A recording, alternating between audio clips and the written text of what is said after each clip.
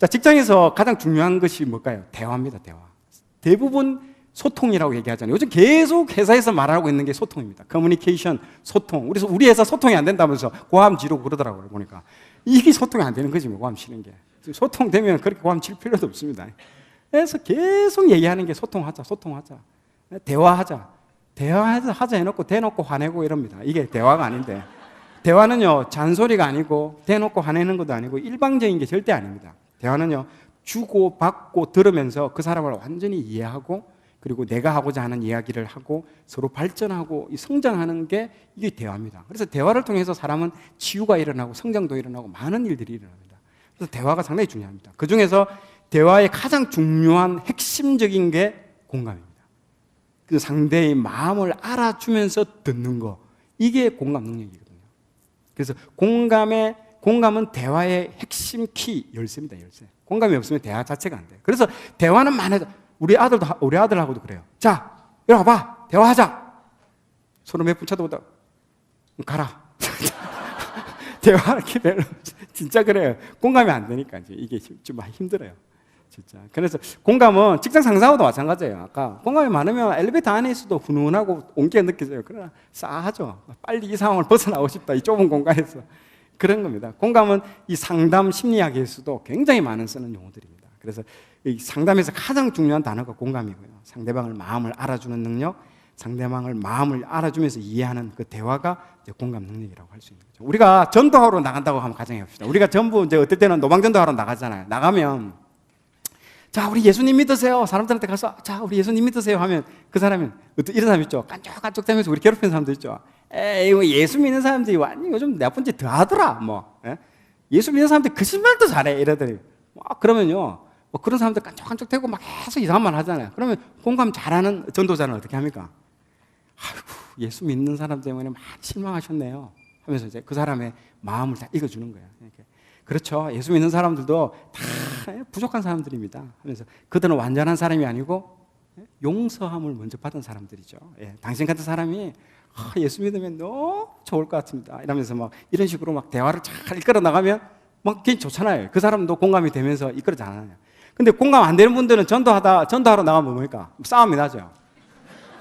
예수 믿으세요 하면 예수 믿는 사람이 내 돈 떼먹고 도망갔다고 사기치고 도망갔다고 이러면 공감 못한 사람 어떻게 합니까?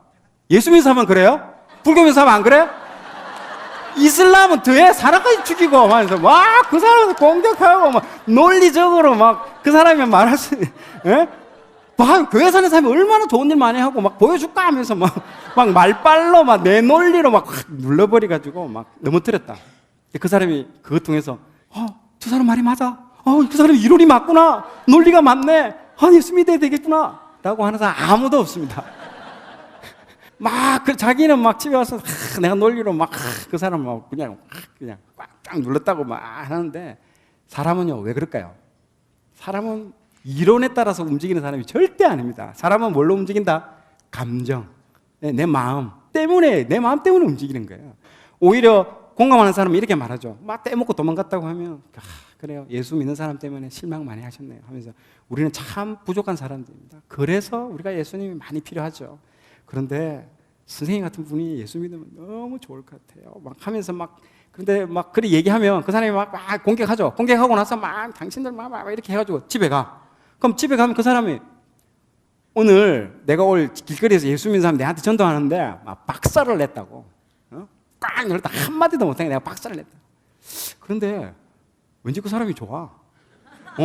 왠지 그 사람이 뭐 따뜻하고 정이 가고 그런 생각이 탁 든다 이거예요, 실제로. 그런 마음이라는 거예요. 근데 왠지 그 사람 따라서 교회 한번 나가고 싶다라는 마음이 싹 듭니다. 그게 왜냐? 마음이라는 거죠. 그 전도자가 그 사람의 마음을 터치를 해주는 거예요. 공감을 해주고. 그렇죠 하면서. 직장 내에서 그 내 부하 직원이 대화를 통해서 어떻게 보면 일하기 싫은, 요즘 누가 일하는 거 좋아합니까? 일하기 싫은데도 내가 말로써 끌고 가야죠. 이렇게 리드를 해 나가야 됩니다. 근데 리드 안 하니까 어떻게 됩니까? 콱 그냥 발목을 쥐고 그냥 끌고 질질질 끌고 가잖아요. 내 부하 직원의 감정이 어떻든 마음이 어떻든 전혀 생각 없습니다. 교회에서도 새로운 동역자도 대화를 통해서 이렇게 끌고 가야 됩니다. 대화를 통해서 부하 직원이 성장하고 일하게끔 만들어줘야 됩니다. 근데 딱 이러죠. 설교를 대부분 하죠. 기도해야 돼. 너 왜 그 모양이야? 막 계속 다그치고 이론적으로 막 얘기를 합니다. 이론적으로 말해봤자 이 마음이 안 움직이기 때문에 절대 사람은 움직이지 않습니다. 그러나 마음만 알아주면, 마음을 만져주고 마음을 알아주고 터치해주면요, 모든 사람은 고생을 할 준비가 딱 되어 있습니다. 각오를 합니다. 진짜 그렇습니다. 아, 내가 당분간은 이겨내야 되겠다는 마음의 어떤 쿠션을 딱 가지고 됩니다. 그러면 어려운 일이 있어도 견디어내고 돌파하는 마음의 어떤 그걸 가지고 있는 거죠. 그게 없으면 바로 이렇게 안 움직입니다. 정말 안 움직입니다. 그러니까 안 움직이니까 어떻게 합니까? 강제로 끌고 가는 거죠. 꽝치고 마음을 터치하지 못하는 거죠. 공감을 지금까지 얘기했습니다. 중요하다는 건 내가 이제 알겠는데 막상 이게 이제 해보려고 하면 안 되는 거예요. 너무 어려운 거야. 해보려면 진이 빠지고, 내가 저 인간 저 말을 언제까지 다 들어야 되냐, 3시간 동안 했던 말 또 하고 계속하고, 아, 내가 공감이 너무 힘들어. 너무 힘들어요, 정말. 그리고 또 우리 기독교인들이 잘 안 되는 게 뭡니까? 어려움 쭉 얘기 듣다가 바로 끊어버리죠. 그리고 난 뒤에 바로 설교에 들어가죠. 바로 충고, 조언 바로 하죠. 누가 뭔 얘기하면 정답 자판기처럼 바로 충고가 나옵니다. 기도 많이 해야 돼. 방해입니다. 여기서 이겨내세요. 막 붙어 해가지고 계속 뭔가가 막 입이 근질근질거려. 막 알고 있는데, 내 영적 원리를 다 알고 있는데 내가 이 말을 해줘야 되는데, 그러니까 공감이 안 되는 거예요. 이게 방해 요인입니다. 이게 너무너무 힘든 거예요. 쉽지 않습니다. 그래서 그렇다고 해서 여러분 무작정 공감한다고 무작정 안에서 다 들어주는 게 그게 답일까요? 자, 공감에 대한 오해 중에 하나가 그게 뭐냐면, 누가 이야기를 할 때 중간에 끊지 않고 토달지 않고 한결같이 끄덕이며 긍정해주고 들어주는 것이 공감이다. OX. 예, 그 절대 아닙니다. 이건 뭐다? 그건 공감이 아니고요, 감정 노동이랍니다. 여러분들 감정 노동자들 말죠, 서비스업에 일하시는 분들이 많이 감정 노동자들이 지치잖아요. 나중에 사람 냄새도 싫어한다는 사람도 있어요. 그 정도로 완전 밀실에 갇혀가지고 사람을 못 만나고 그 심리적으로 무너진 상태거든요. 그런 사람들은 이 감정 노동 상태라고 얘기를 합니다. 그거는요 절대 그 공감하는 게 아닙니다. 여러분들이 그 인내심의 한계에 다다릅니다. 실제로 여러분들 참아요. 참을 수 있어요. 인간의 노력으로 참고 하다 보면 나중에 폭발합니다. 폭발 안 하더라도 다시는 그 사람 만나고 싶지 않습니다. 계속 그렇게 들어주기만 하면요. 내가 공감 내가 공감 더 해줘야 그래도 이 사람하고 관계가 개선되겠지 생각하면서 막 눈을 질끈 감고 그냥 막 계속 들어주는 거야. 근데 버티는 데는 한계가 있습니다. 여러분, 그게 절대로 공감이 아닙니다. 그 사역하시는 분 중에 그래서 막 넘어지는 분들이 많이 있습니다. 번아웃이라고 하죠. 완전 탈진 상태. 특히 선교사로 나가시는 분들도 그렇고, 막 그 은혜 받고 막 불을 받으면 이게 뭐 끝까지 지속될 것처럼 보이죠. 전혀 안 그렇습니다. 곧 그 번아웃 되는 단계가 옵니다. 이런 거죠. 아까 얘기한 것처럼. 그 공감은요, 상대를 공감하는 과정에서 자신의 그 깊은 감정도 함께 자극됩니다. 잘 보십시오. 사도 바울도 이런 얘기를 했습니다. 남을 다 구원 다 시키고 나중에 자기가 버림당할까 두려워한다고 얘기했잖아요. 그 자기 자신의 신앙을 반드시 체크하고 돌아봐야 된다. 계속 자기 신앙을 돌아봐야 된다. 그리고 언제나 놓치지 말아야 될 것이 나를 놓쳐서는 안 됩니다. 이 사람하고 내가 지금 공감적인 대화를 하고 있으면서도 나를 놓치면 안 됩니다. 그래서 그 사람이 얘기하는 과정 가운데서도 그 사람의 연약함 가운데 내 연약함이 발견됩니다. 그러면서 내 안에서 또 치유가 일어나는 거예요. 그래서 이게 공감이 서로 오고 가면서 치유가 같이 일어나는 겁니다. 나를 놓쳐서는 절대 안 됩니다. 그게 사도 바울도 그게 똑같은 얘기입니다. 공감은요, 여러분, 내 등골을 막 빼가면서 막 누군가를 막 부축해주는 그런 일이 절대 아닙니다. 그렇게 해서는요, 상대를요, 끝까지 부축할 수 없습니다. 잠시 하다가 같이 둘 다 꼬꾸라져 버립니다. 둘 다 늪에 빠져버리는 거죠. 남을 공감하다 보면 내 상처도 드러나고 나도 공감받고 그리고 치유되는 그 기회가 되는 것이죠. 그래서 공감이 상당히 중요합니다. 그걸 분명히 아시는데 이 오해를 여러분들 하시면 안 됩니다. 무작정 3시간이고 4시간이고 들어주고 끝나고 나면 그 말한 사람도 굉장히 안 좋아요. 후련한 느낌이 안 나요. 진짜 좋은 거는요, 열매로 알 수 있어요. 말한 사람도 긍정적인 느낌도 나고요, 해준 사람도 자기 자신의 치유도 봐요. 그 열매들이 드러나면요, 그건 잘된 상태입니다. 근데 끝나고 났는데 뭔가 이제 이상해. 그 체크를 해보셔야 돼요. 초등학생 엄마의 편지가 온 것들을 책에서 이렇게 정혜신 박사의 당신이 옳다라는 그 책에 보면요, 저 내용이 나오는데요. 그 학교에서 담임 선생님께서 전화가 왔습니다. 우리 아이가 다른 아이를 때렸습니다. 전에 없던 일이에요. 일이. 우리 애가 참 착하고 그런 일이 없는데 갑자기 일이 생겼어요. 그래서 우리 엄마가 내가 준엄하게 얘를 좀 나무라야 되겠다고 딱 이 아이하고 마주 앉았어요. 앉아가지고 이야기를 딱 시작했어요. 그 아이가 딱 이런 말을 하는 거예요. 내가 때리기는 했는데 걔가 먼저 시비를 걸어가지고 그래서 내가 그랬어요. 선생님이 야단쳐가지고 내가 잘못한 것을 알아요. 엄마 죄송해요 하고 딱 애가 먼저 딱 얘기를 하는 거예요. 그러니까 이제 뭐 엄마 애가 뭐 잘못한 거 알고 이러면 더 이상 할 말이 없잖아요. 그러니까 이 사람이 이런 얘기예요. 저는 아이가 학교에서 어느 정도 정리가 다 끝나서 왔다고 이제 생각해서 그래 어찌됐건 먼저 폭력을 쓴 건 잘못된 거야. 그래 그래도 네가 그걸 알았다고 했으니까 됐어. 다음에는 그러지 말자 하고 이제 정리를 했습니다. 그래서 갑자기 아이가 그때부터 서럽게 우는 거예요. 그러면서 하는 거예요. 이런 말을 하는 거예요. 엄마는 그러면 안 되지. 내가 왜 그랬는지 물어는 봐야지. 선생님도 혼내기만 해서 속상했는데 엄마는 나를 위로해줘야지. 그 애가 나한테 먼저 시비를 걸어서 내가 참다가 때렸는데 엄마도 나보고 잘못했다고 하면 안 되지. 말을 맞추고 엉엉 애가 우는 거예요. 이렇게.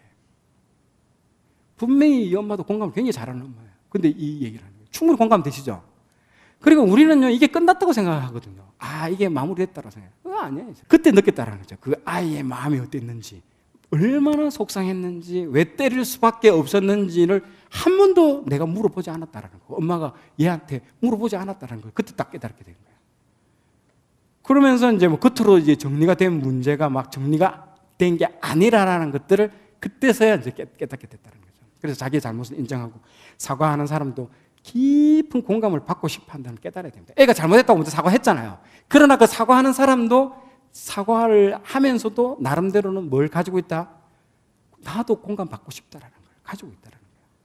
그래, 사과했으니까 잘못한 거 알았지. 그렇게 마무리해서는 안 된다는 거죠. 그 사람의 마음을 다시 한번 터치를 해줘야 됩니다. 그리고 반드시 이렇게 스킨십 안아주고 이러면서 끝 마무리 줘야 돼요. 여러분들 나중에 자녀를 갖고 그렇게 하면 알겠지만 때리는 게 나쁜 게 아닙니다. 사람들이 매를 아끼는 게 그러는데 매를 아끼면 안 돼요. 매를 많이 하되 중요한 건 뒤처리가 중요합니다. 끝나고 나서 그 죄와 그 아이에 대해서 분리해야 됩니다. 아이에 대해서 끊임없이 사랑하고 그 죄에 대해서 내가 미워한다는 것에 대해서 분명히 해주고 뒤처리해주는 부분들을 해주면요 너무너무 더 좋아집니다. 더 깊어지고요. 그게 중요합니다, 여러분들. 근데 반대로 하죠. 막 어릴 때는 막 오냐 아이고 애 때릴 때가 어디서 하면 하고 나중에 중학교 가서는 막 이루어하면서 뭐 때리고 이제 막 화가 나. 반대가 돼. 어릴 때 막 많이 때리고 점점 친구가 되어줘야 돼요. 반대가 돼야 돼요. 근데 반대로 합니다. 반대로 돼요. 애를 어릴 때 그렇게 해놓으면 애가 딱 그게 각인되어 있습니다. 그렇게 되는 거예요. 그게 저 때릴 때 어디 있어? 마음은 강하게 먹고 해야 됩니다. 그러나 끝나고 나서는 뒤처리를 잘해줘야 돼요. 엄마는 너를 사랑한다. 그러나 이 죄 문제는 엄마는 이걸 간과할 수는 없다라고 얘기해 주는 거예요. 그 제가 대학교 중등부 때 있었던 중등부 교사할 때 이제 있었던 일인데요. 권사님하고 제가 중등부 교사니까 이제 신방을 한 번씩 가거든요. 우리 마산에 있을 때인데 가출을 많이 해요. 애들이 막 못 사는 동네도 같이 있어 놓으니까 진짜 막 집 나가고 그래요. 그러면 엄마가 상심이 돼가지고 막 있으면 같이 가거든요. 권사님 한 3분 하고 담당 교사님 저하고 뭐 이렇게 뭐 전사님 못 갔을 때는 제가 같이 갔어요. 막 이런저런 얘기 위로를 해줘요. 어머님 곧 뭐 영철이 돌아올 겁니다. 막 그렇게 계속 얘기를 해줘요. 그러면 막 신방으로 막 위로를 다 했어요. 그래 막 1시간 동안 교재를 막 무르익고 교제해주고 어머니 위로해드리고 막 그래 하고 있는데 신방이 딱 끝날 무렵에 되면 권사님 한 분이 꼭 권사님 그분 이런 말 하잖아요. 아이고 우리 애는 이런 문제로 속 안 썩여서 얼마나 감사한지 모르겠다고. 야 진짜 완전 1시간 더 쌓았던 거 싹 다 쏟아버린 거야. 그 엄마가 완전 그 얼굴이 막 그냥 표정이 확 바뀌어버려요. 그 적용은 집에 가서 해도 되는데 그 감사 적용은 집에 가서 해도 되는데 그 권사님 꼭 그런 데서 적용해야 돼. 그런 분 있잖아요. 꼭 있잖아요.